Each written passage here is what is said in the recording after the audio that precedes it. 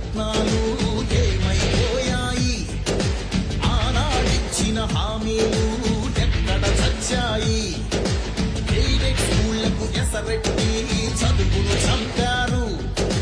ఉద్యోగాలే లేకుండా యువతను ఉంచారు.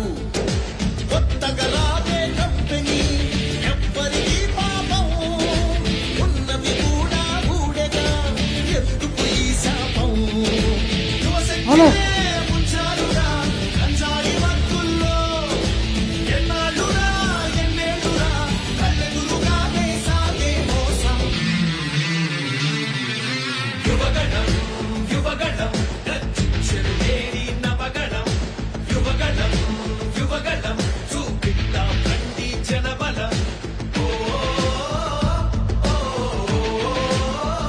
మరికొద్ది క్షణాల్లో వేదిక వైపు మన అభిమాన నాయకులు రాబోతున్నారు. ఏ కలయిక కోసం